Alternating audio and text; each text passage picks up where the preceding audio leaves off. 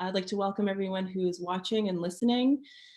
Today, my name is Ebony L. Haynes, and I'm honored to have been invited, really surprised and thrilled to be able to speak with you all today and to deliver this keynote for the Art Market Forum 2020. I'd like to also thank the Contemporary Art Gallery Association, but a special thanks to Catherine Lafranchise and Zélie Davin for reaching out to me and organizing this with me, so thank you.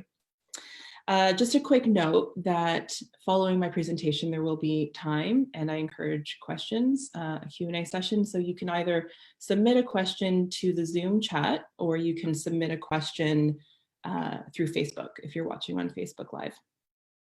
So let me just share my screen and get started.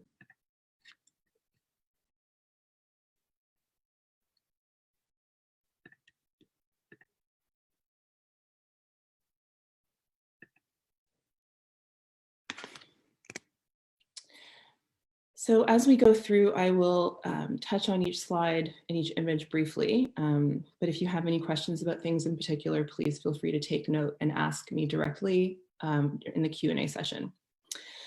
So today I'm going to share some ideas with you all and to talk about some particular things I've been striving towards in my professional career of 10 years, which I feel excitingly closer to in this moment more than ever before. So this is a really great time and I'm thrilled to be talking about where I am at with those goals with everyone today.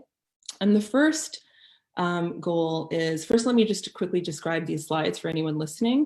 On the left is an image of Parker Bright's peaceful protest at the Whitney Biennial in 2017.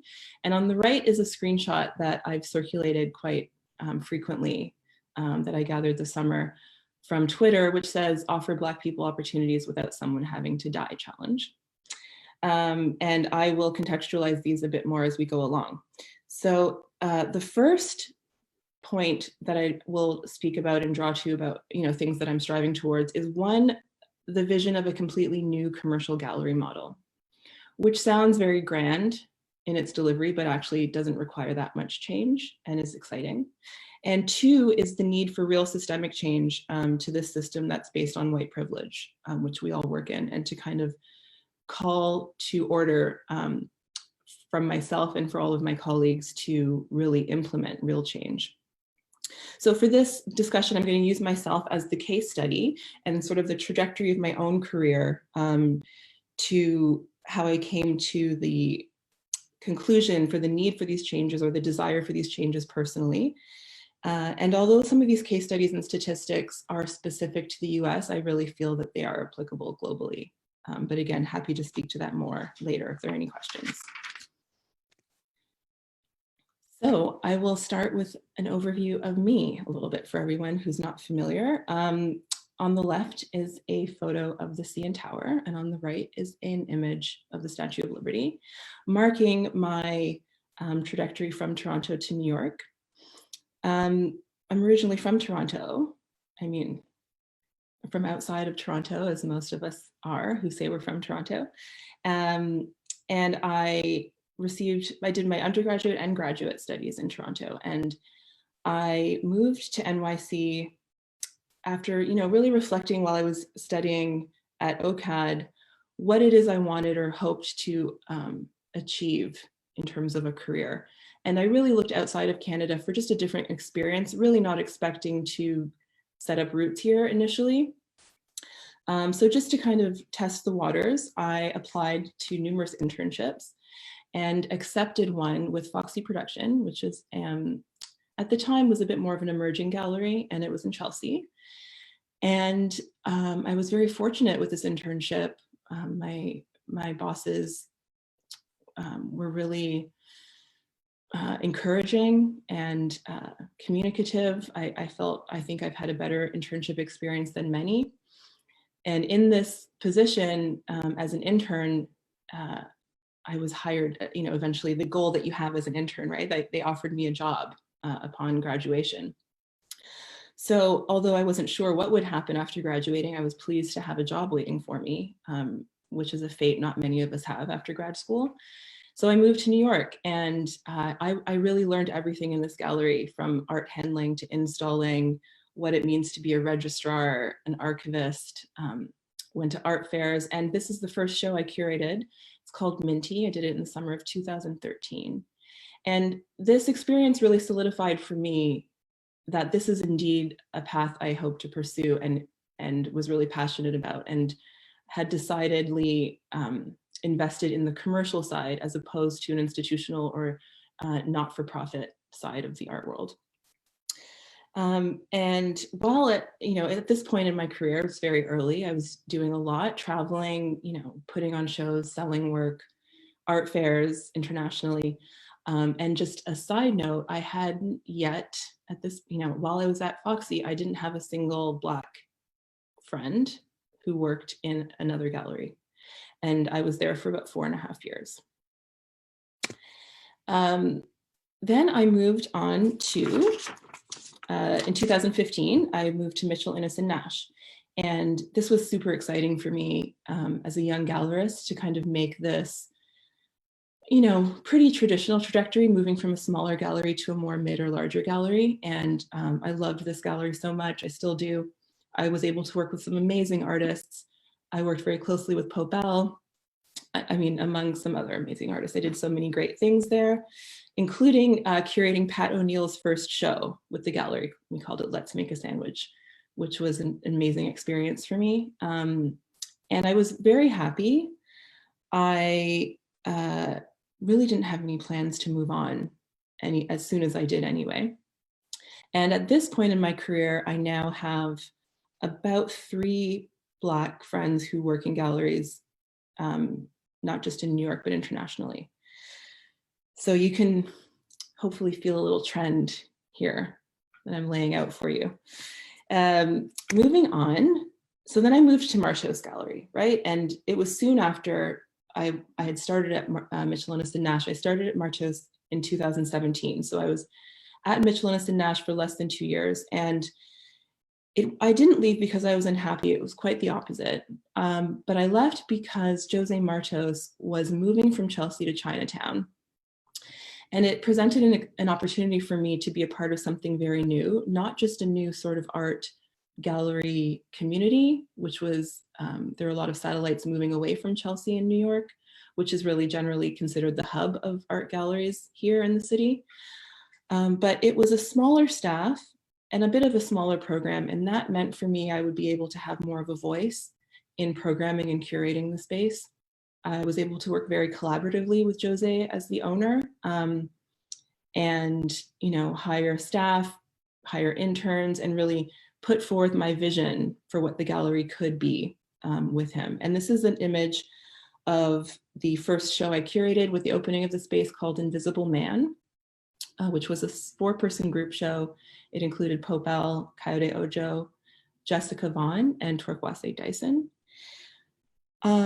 This experience for me was amazing. I was able to work with so many artists and bring on 6 artists and estates in total in my almost 5 years with this gallery. So a very fortunate experience.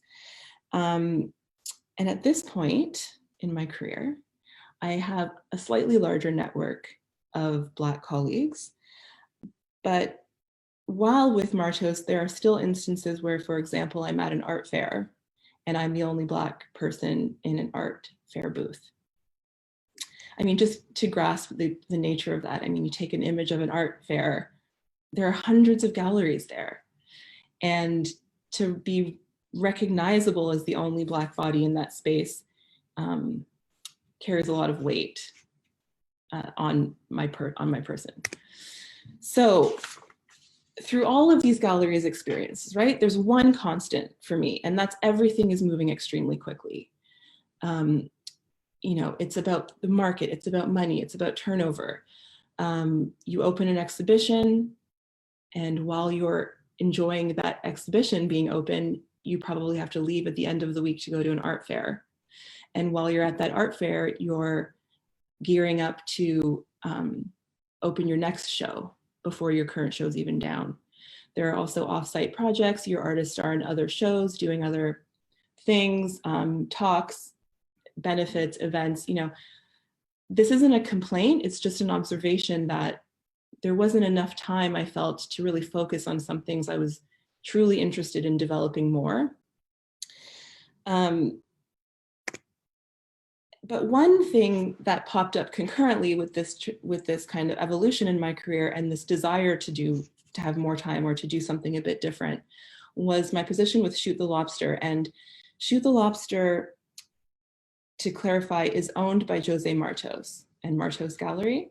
He started this gallery in 2012 to give credit to him personally as a desire to do something a little bit different that Martos was doing. You know, he also wanted the space to experiment. And it started as a pop-up space or project space in the back of the Chelsea Gallery. And it did really well. It was doing very well commercially also, critically. And it got its own brick and mortar soon after. I think it must have been 2014. So as the director of this space, also, there's one in New York. On the left is an image of an installation view for Athena Papadopoulos's solo show called Wolf Whistles, which was 2016. And on the right is an installation view of a group show called The Worst Witch with Alima Lee, Mandy Harris-Williams, and Devon Troy Strother in 2018-19 in LA. So I opened an LA space as well while I was the director here. So at this point, you know, I'm programming 3 spaces alone, which means all of the things that go behind pushing a show. You know, you want to have fruitful studio visits with your artists, plan the installation, promote the show, develop the conversations around the show, sell the show. And it was just driving the point home that I really wanted to slow things down a bit. I was very proud of these shows. I was very proud of the artists I was afforded the opportunities to work with. And it felt really sad, you know, a 4, 5, 6 week, if you're lucky, turnaround time for a show really didn't even give me enough time to sit with the show, let alone a visitor. You know, people were lucky to see the show once, let alone twice. Now, I mean, more just to go back to Shoot the Lobster, you know, this space also, just to clarify, Martos has what I would call a traditional model, which includes representation of artists, right? So to clarify, Shoot the Lobster did not represent artists. This was a space where I was able to really work with artists in a way that felt like the stakes were lower, even though they were the same stakes, really. This, you know, we're in commercial art. Everything was for sale. The stakes were as high as they would be for Martos. But the perception of the space was different because we removed representation. And immediately the creativity around programming it and collaborating with artists on the shows we did also felt like the stakes were different because there was not a conversation about what's next for us as a team, as a gallery and artist team. It was more of a conversation looking at what can we do with this one opportunity we have together. If we had all of the resources afforded to us, what would we want to say as a curator and artist together? And that was really special. And I mean, I feel very fortunate to have been able to work with so many great artists and do things. But I think just as the way, you know, I'm not proposing a paradigm shift here, to be clear also. I'm not saying that we need to be rid of the representation model. But I think in a way, right now, especially in this moment, similar to the way the art fairs were born out of a necessity for galleries on a macro level, I think there is an opportunity to birth a different model that would benefit and help sustain some galleries and allow some artists to flourish in a different way. And what is this moment I'm speaking of? What's happening, right? So on the left, I've repeated the image of Parker Bright's peaceful protest. And on the left, and on the right is a photo of a memorial at the site where George Floyd was murdered. And this moment, I use that phrase lightly. It's a moment for some, but a longstanding reality for many more. And it, you know, the reaction to George Floyd's murder for me was both hopeful very hopeful for some of the reaction, but also very heartbreaking of some of the lack of reaction by some of my colleagues and just the world in general. And I point to this because this awakening of some who could no longer deny, there's an extreme injustice happening. There's a renewed spotlight on an aggressive abuse of white power structures that we work in. There are images to see the effect that has on Black bodies and Black life. It's harder for everyone to deny right now. So what can I do that everyone is paying attention? What can we say right now while we have the microphone? And the image on the left is from 2017, but this is not a new moment we have with George Floyd's murder. I think there have been many moments throughout my career where there have been response, but the lack of attention paid to the need for that response has been, just not enough, to be frank, and often too reactionary. Seemingly changes are made, but nothing is put in place to create long-term systemic change to address issues of accessibility and representation. So I put these three phrases up just to reflect on, right? Legacy of systemic racism and oppression, this goes deep. I want everyone to just, again, I'm not trying to create a sociology class for everyone, but I just want to point to a few things to put into perspective why this is important and the way we need to understand where this comes from to be able to go somewhere and make real change. So the legacy goes deep, right? We are living in the legacy. Systems were set up, formed in white dominant culture, and they're formed to be explicitly exclusionary and to ensure the prosperity for only one group of people. And this is the legacy that we've inherited. The system may have been set up not by our generation or the one that preceded us immediately, but it has been set up and we are living with it. And to acknowledge it is the first step, and to recognize the ability to change it is the second step. And to also identify the fact that race predetermines access. And it predetermines access to many things, but including this very, niche and already elite world we all are a part of, which is the art world. So this phrase is applicable very broadly, but also is applicable to what we're speaking to today. Now, what is this image we're looking at here? This is based on a 2007 data of visual and performance art degrees awarded in the United States. And what does this tell us? So clearly the majority of students who graduate from an art program are white. And you think, of course this means then perhaps that's why the art world looks whiter. But what we need to do, and I encourage people to do a bit more, is to read those lines in a different way. So this graph also sheds light on the fact, a few other things. One is that non-white students are more often not in a position to enter into post-secondary education or institutions. And if they can, if they're interested in it and can attend, it's possible they may be likely or encouraged to pursue something with a more definitive career, a more definitive outcome, something that has a bit more structure to it and security, right? They may not be in a position that they can be unsure of what the outcome of their degree will be. And two, what this points to for us is the white students are more visible, right? Clearly, just based on the numbers. And this means statistically that there will be more white students who are able to apply for jobs, internships, grants. Even if all of these people apply for the same things, the white students will be the majority. What does that mean, right? This is really important for me to kind of drive home for everyone listening. This means that the work needs to really be done on the other side of this graph. Who are the people awarding grants, offering internships, and offering jobs? Because if you are only limiting yourself to the pool of applicants and not making a concerted effort to realize that there is an already disparate distribution of access, nothing will change.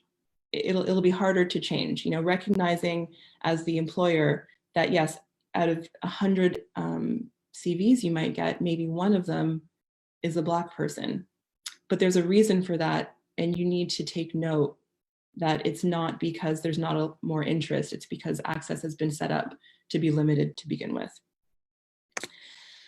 Now, here's where I am. I'm with Marché and Shoot the Lobster. We're in the middle of a pandemic.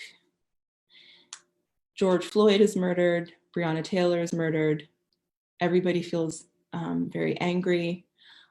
I feel just as frustrated as ever. And I'm also pointing the finger back at myself, realizing, if you're going to call upon people to do something, what is it that I can do? What can I do right now to kind of answer my own call? So in June of this year, 2020, I started something called the Black Art Sessions. And this is a free, I don't want to call it a class. I always start these sessions, even though most of them are students and come prepared with pen and paper. I do try to encourage reciprocity and a conversation between us all. They're kept small, and it's really to answer a few things that I found frustrating as a student and a professional. One is not seeing more faces like my own, and to feel comfortable asking questions and to not feel like there's already a barrier of power, and to have people feel comfortable learning from somebody who's maybe had the similar experiences to theirs. In these sessions, I really just try to give students insight to what professional practice looks like in a commercial art gallery. And so many of them have voiced frustration with where to look for internships, not even knowing what a commercial gallery does, not understanding what the roles of the commercial gallery are in the art market. And it's important for me to continue doing this as long as there's a demand for it. Because whether or not these students decide to go into the commercial art world, I think it's important for them to know it's an option and to know that they are welcome to be a part of the conversation. And if I can, provide some sort of entry point into this career. Coming to where I am now. So I was approached by David Zwirner Gallery, and I have most recently been hired as director of David Zwirner. And, for me, as a gallery, I've just a personal side note, I've always really loved this gallery. I've envisioned myself working there. This feels like a real achievement for me, just professionally and personally as a curator and director. It's a gallery I feel really comfortable aligning myself with, which I can't say about every gallery. But even upon, confirming this new appointment, I did feel the need, like I said, creating Black art sessions, pushing myself a bit more in this moment, calling myself out to try and do more. What can I do with this new appointment, right? So I put a proposal forward to my new boss. Of course, I made sure to say, if you don't like it, I still want the job. But here's what I did here. So on the left, we have a photo of Kunsthalle Basel from 1976. And on the right, a photo of the senior staff of the MoMA in New York. And what did I put forth to David Zwirner, right? I just said, I think a new commercial space, this very thing I've been talking about, kind of modeled from my time at Shoot the Lobster, really encouraging more time. I want a new space that runs like a Kunsthalle. I used that as an example, although it is commercial. I think selling for artists is really important. I think artists should have the opportunity to live truly as an artist and live from their work. So for me, in my personal practice, commercial is important. I wanted longer run shows with publications, with more time for critical engagement, with more time of the shows being visible. but with no representation. So just to clarify for everyone listening, if you're not aware, David Zwirner has multiple locations already. In New York, there are 3 physical brick and mortars at different addresses. On the website, we have clear representation with a long list of artists. So this is proposed as, you know, Shoot the Lobster times 10. You know, I want a space where I can work with artists and have the support of my colleagues who, you know, it's not my gallery. I still am the director of David Zwirner, but to have a bit more freedom to continue curating and programming with at a different pace and with a proposed different outcome. And 2, you know, of course, I want to, as the director, I'm afforded the opportunity to hire my staff, and I will hire Black people. And I have to just say, I have done this in the past whenever I've been afforded an opportunity to hire a new person or an intern. I really have done the work to look for people of color to fill those roles. And so for me personally, in a career moment, this feels very exciting. You know, this is a bigger scale for everything, a bigger scale for exhibitions in a way that I'm hoping to work longer term, and a bigger scale to create access and opportunity. And why not, right? I mean, why wouldn't I want to see more people who look like me at the museum dinner or, you know, at the opening? I mean, for me, it's really important. And I point to this article headline just as you know, I'm using myself as a case study. So just as an example of sort of what happens within structures that are based on white dominant culture. I have to say, I'm not pointing to any severe disappointment here. I'm very happy, extremely happy actually, that this was in the New York Times and I was able to reach so many people. I mean, but that's not really the point. The point is, the headline is an example saying that a new Zwirner Gallery with an all Black staff opens, right? And that mega dealer, David Zwirner, has hired me to run this new space. And this is just an example of, you know, people in the, you know, anyone in our world in a position to recognize the problems and the difficulties with access and visibility. You know, for me, it felt like, and what in turn it was interpreted as by many of my colleagues, that David Zwirner paternalistically had sort of said that he was going to do this and he hired me to do it, as opposed to, you know, I'm not trying to be a martyr here at all, but, you know, Ebony L. Haynes from Toronto started from the bottom. You know, I felt like I was super proud to be a director at David Zwirner, and I was proud that an idea that I've been pushing for the past 5 years has been recognized by another dealer, and he's in support of it, of his director. And it just sort of, you know, it's this clickbait of capitalizing on a moment. And it's just an example of kind of continuing to back the agendas of a white art world, as opposed to being a bit more inclusive and recognizing achievements of someone else. So what's next? This, you know, and systemic racism. Of course, I'm not proposing that this model in any way will end anything. You know, I think a lot more work needs to be done to achieve anything that looks even like that. But why not use this opportunity to do something that we want to see happen?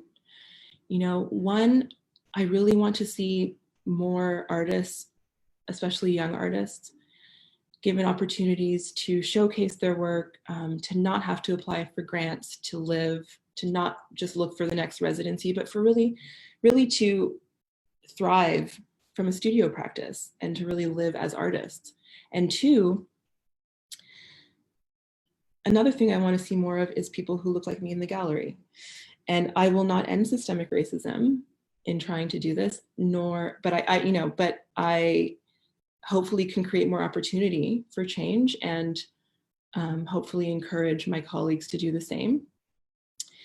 And, you know, maybe, not to speak too grandly, but maybe in 10 years, you know, a system like this, or, you know, not just this gallery, not just this new project, this can be implemented in any commercial gallery space or any space that looks to change their hiring practices, right? This is just creating more opportunity for long-term change, because we are affording these young people with the skills to move forward and up. Maybe they open their own galleries.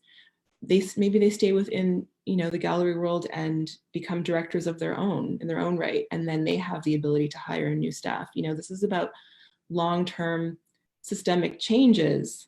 I'd love to say we'd end systemic racism, but that's a whole other conversation. I haven't yet found the gallery space. We're not quite open, but all of these conversations are informing the way it will look. And I think opportunities like these to discuss it are really important, and to have our conversations internally is important. One thing that I will point out too is a lot of institutions have reached out to me to offer my Black art sessions for their Black students, which is great, don't get me wrong, but I don't know what, you know, I want the changes to be more longer term, and I cannot be the answer for all of it, right? So this is the slide I want to end on with everyone, is that if you are interested in, you know, invested in changing the way access is created, or if you're interested in assessing how the commercial gallery model is structured, then you can do it. And you don't need to just try, but you can do it. And I'm speaking to this slide a bit more emotively because I feel that I was in the same position. It's easy to say things should change and things should look different, but if you have any opportunity to contribute to that change, you know, you should do that. And making excuses of why it's too hard or can't be done is not acceptable anymore. And we all need to make a bit more change and be a bit more aware. There's one thing I wanted to just point to. Somebody just chatted me a question, so I'm sorry if I'm going off out of order, but this is also how I lecture. So with this image, to the image on the left, right, just to answer someone's question, I'm not speaking specifically, the reason these are together, I'm not speaking specifically to the painting. And for everyone listening, this is Parker Bright, Peaceful Protest, Black Death Spectacle in front of Dana Schutz's Emmett Till painting. What I'm in this, you know, this caused quite a bit of controversy, but what I'm speaking to is the fact that an institution whose staff at the time was white, right? There's this privilege in white institutions to not have conversations about the curatorial context of this work, what it means, to create a space where it's safe for a particular artist to show this work. It's not about censorship for me. That's not what I'm speaking to. It's really about who is at the helm of making the decisions, right? Sorry, I've gone out of order, but I also have some questions coming in, and I wonder if we should go to questions. Amanda, I want to first, this is again, I knew I was going to end this way. Thank you everyone for listening. I anticipate that my conversations will be going, or my presentation will continue going a bit more, but I do want to make sure I have time for questions and to answer them at length. So thank you. We have a couple of questions that have come in the Q&A section. And if anybody has any things that they're thinking about, you can send them in. If you're watching on Facebook, you can type them in the comment section. We'll be able to see them there too. All right, so here we go. One question. First question that came in. Can you talk about the representation of people with different ethnicities, not only as curators, but artists, gallery owners, etc.? in general, the participation of these different backgrounds in the art world? Sort of a very broad question. I think that I speak to the Black experience in particular because I'm a Black woman. I don't assume to recognize the experience of a Latinx or First Nation or Asian body, but I can understand us all being minorities. So for representation, I assume you're meaning the visibility of those ethnicities as curators, artists, gallery owners. So I'm just trying to make sure I answer your question. I'm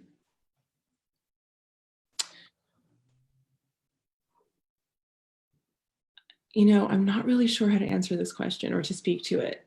I think what you're asking of me is to address the inequality in representation.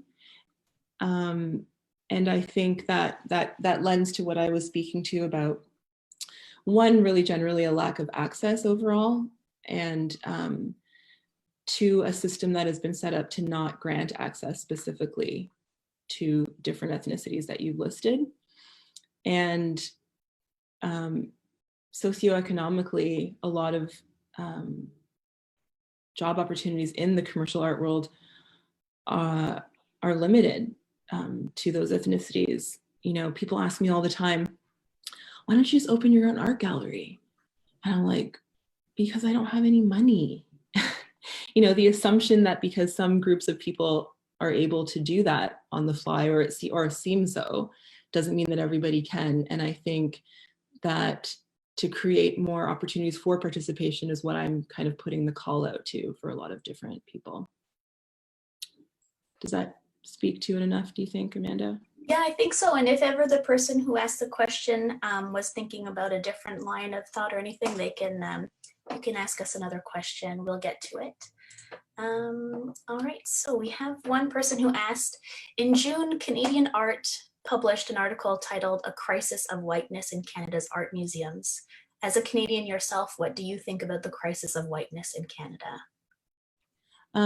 I think it's interesting, and maybe some people who are listening would agree. And for me, being based in the United States, there seems to be this really false idea that racism is different in Canada than the United States, which is why I tried to diplomatically allude to that in one of my earlier slides, saying that I think my case studies are applicable globally. I have definitely experienced racism living in Canada extensively, as I'm sure many people who are listening have. And the crisis of whiteness in Canada's art museums from the Canadian Art article is one that rings true to many museums.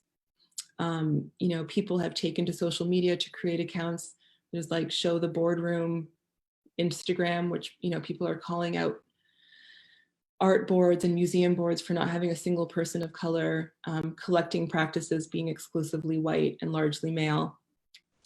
And, to just speak kind of naively to what I think about it, I think it's abhorrent and should change. And I think if anybody's in the position to change, this is sort of what my call to do is to make sure we all recognize the power we have when we are in those positions to make change. And if you have been blind to those practices that you've been enforcing over the past few decades, to, apologetically and swiftly change those practices. It's nothing has been set in stone. There's plenty of time to change. We can't rewrite the past, but I think it's always possible to change how we do things going forward. Thank you for your question. Thank you, Ebony.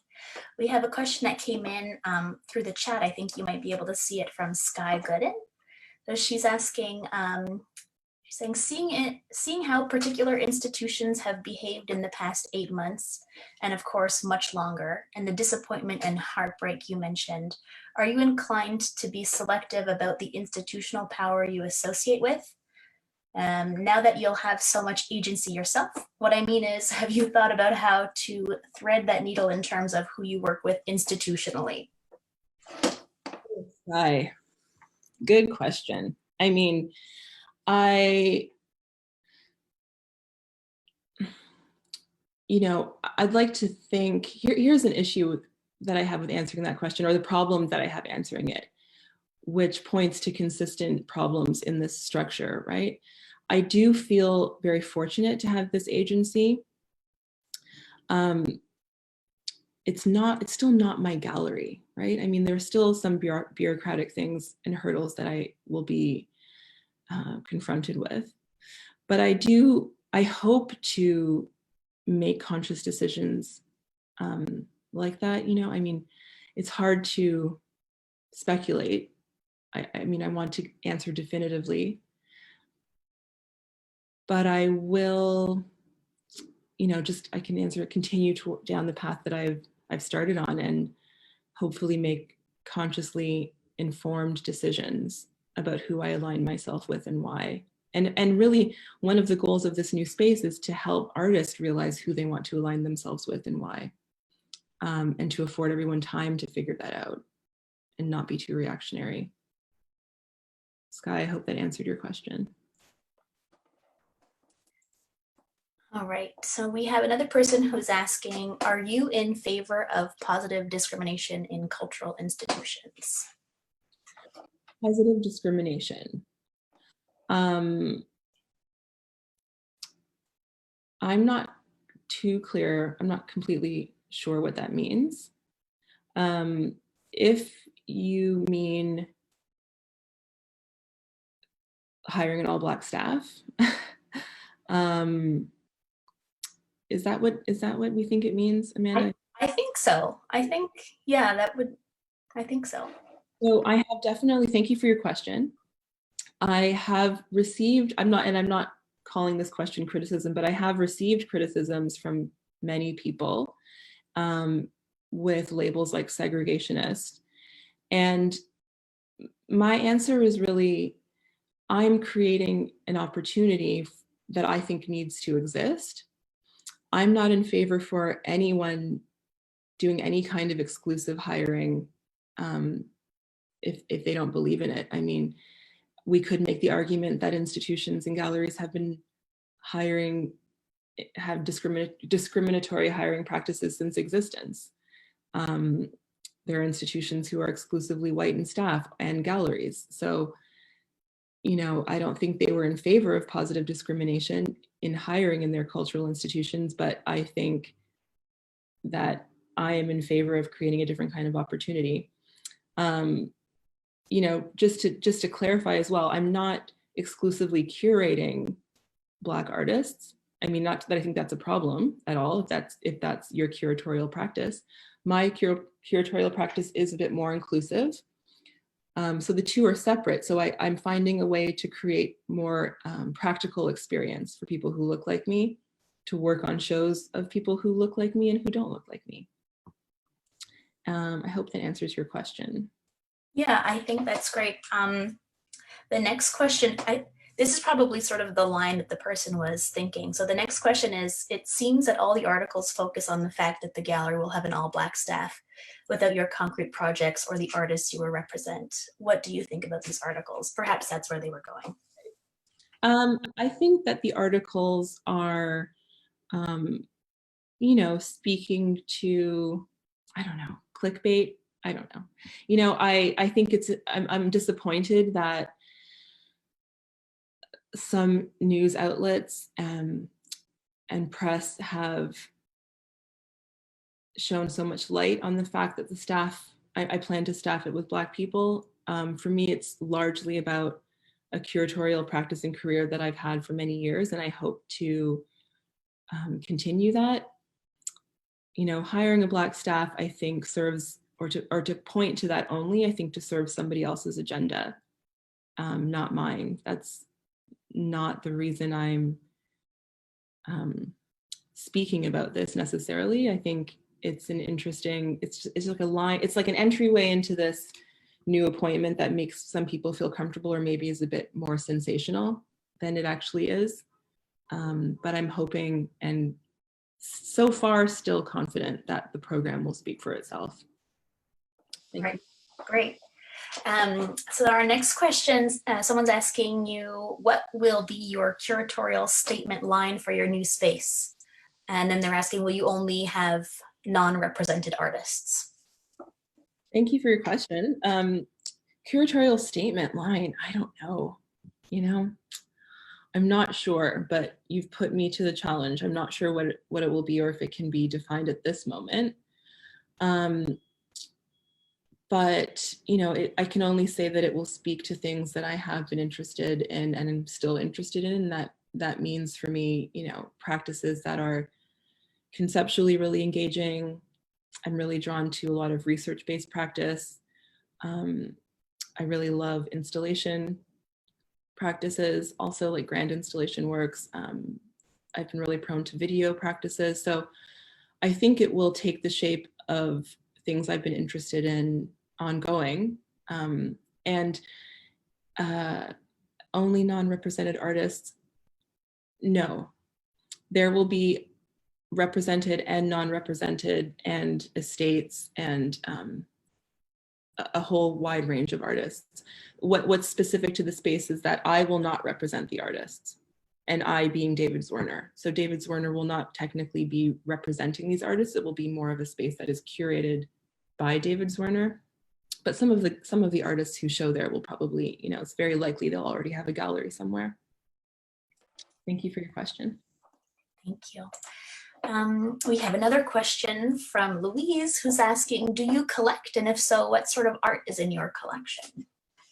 Good question. Thank you, Louise. I don't collect as much as I would like.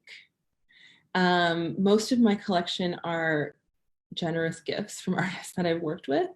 One of the first thing I ever bought was a photography portfolio from PPOW. It was like a fundraiser there, and one of the artists, I think it's a Dawood Bey photo and a Davida Nemiroff photo. And there's one other in there that I can't remember, but I don't have them framed even. I don't, it's so interesting. I don't live with art the way I work with art.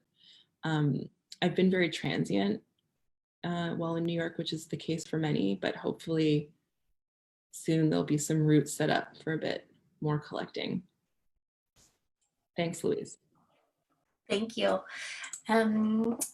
So we have another question that just came in. Someone's asking you if ultimately you would like to open up your own gallery in New York or maybe in Canada. Thanks for the question. I get this question often. I really don't have a strong desire to have my own gallery space. I think this is just a personal preference. I really, and maybe it's a little bit of a, I don't know. I enjoy not having the responsibility of paying the lease or paying the bill, footing the bill, as they say. I feel like I have a lot more freedom to work on really interesting projects, or maybe I'm just afraid of that responsibility, if I'm being quite candid and honest. I don't feel more empowered having my name on the door. I also don't have the desire to be the face of a space. I really just am excited to work with artists. So if that means, being the director or curator somewhere, that's really what I'm interested in most. Thanks for your question. Thank you. And we have the person who had asked the question with positive discrimination, who's clarifying what they meant by that term. So in the context of the allocation of resources or employment, the practice or policy of favoring individuals belonging to groups known to have been discriminated against previously as an affirmative action. Just as clarification. Clarifying. Thank you so much for clarifying. I think that's something I can't quite answer if I believe that institutions should practice positive discrimination. I think,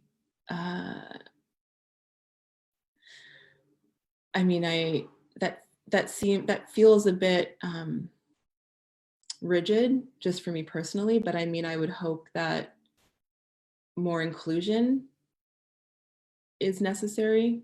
I don't think strictly positive discrimination is necessary. Thanks for clarifying though. Thank you. Do you have any advice for people running small art spaces that are not benefiting from commercial success?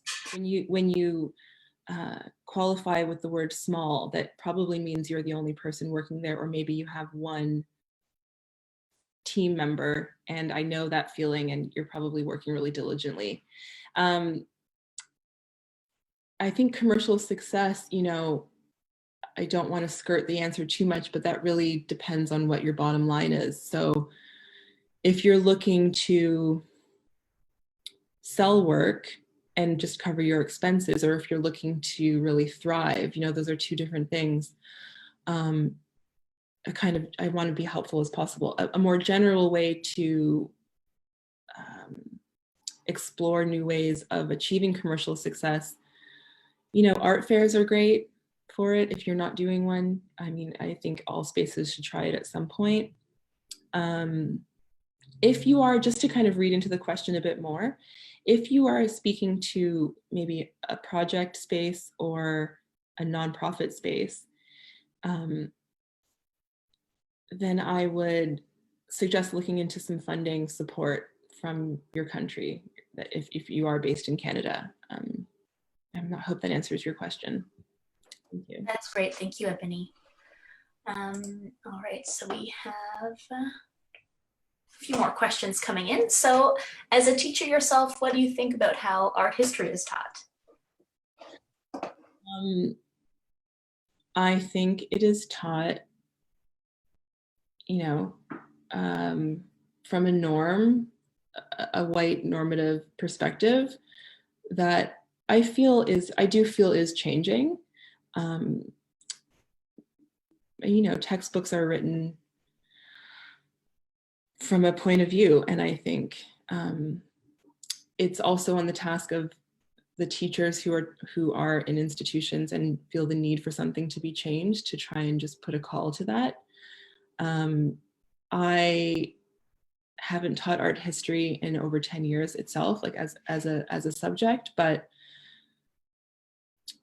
I think it's, you know, it's important to recognize what you're trying to get if you are a student or a teacher, what you're trying to get from it as a student, or what you're trying to contribute as a teacher. And similar to my call to kind of do the work to create access, I think teachers and students should do the work to help re-envision how it's taught if they think it should have a different tone, if you will. That's your question. Thank you. And I guess this will be our last question because we're almost out of time. So Zwirner galleries, though definitely part of the market, are more of an institution than your average commercial gallery. Are you missing the freedom of the smaller space, or is this out of line with your experience so far? I wouldn't say I'm missing the freedom of a smaller space at all. Personally, I am excited at this new space. I think this new space and this model that can exist in other parts of the world. I mean, if a gallery has the means to create a program that supports a different kind of art, I mean, just based on what I'm proposing, the work that will be available for sale in these spaces will probably be priced much lower than the average big gallery artist.